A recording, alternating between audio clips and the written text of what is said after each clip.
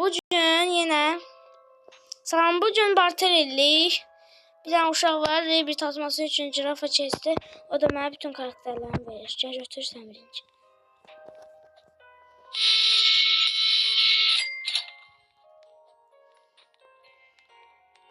Aç arkadaşlara, açıqdır. Graipus medusi. Hamısını götürəcəm, mən də üstə də var dostlar. Bunun...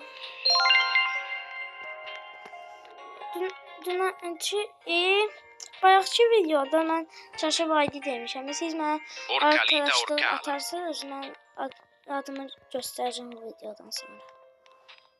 Sonra siz oradan baxıb götürərsiniz.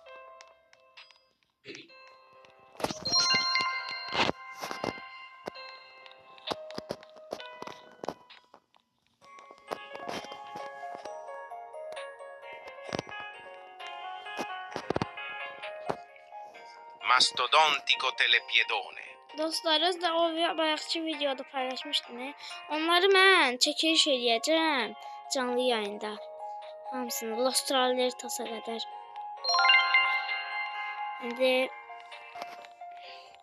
baxaram, əgər bu indi uğurladığım karakterlərlə də barter eləməsələr, onunla şey eləyərəm. Tortughini dragon frutini. Tortughini dragon frutini. Bu adam bir dənə cirafa üçün bunların hamısını verər. Mən vermərəm şəxsən.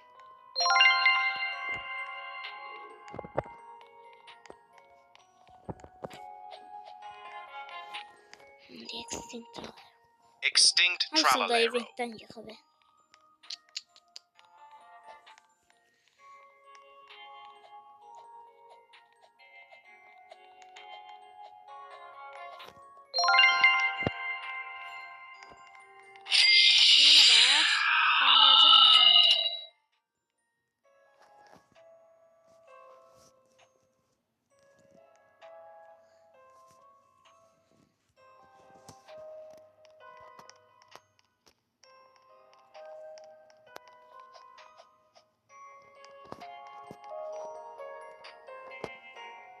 Orcalero orcala.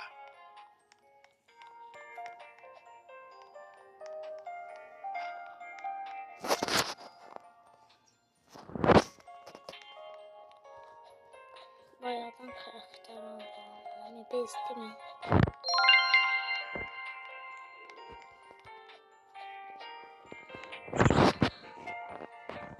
Los orcalitos.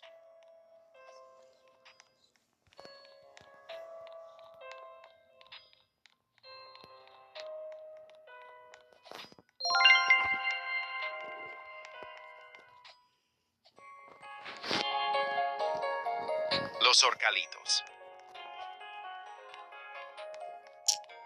Hayda düştü mü?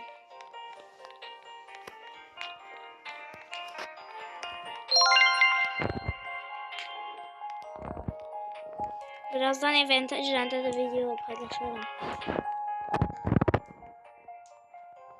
Crabbo limonetta. Crabbo limonetta. Gösterine bakalım.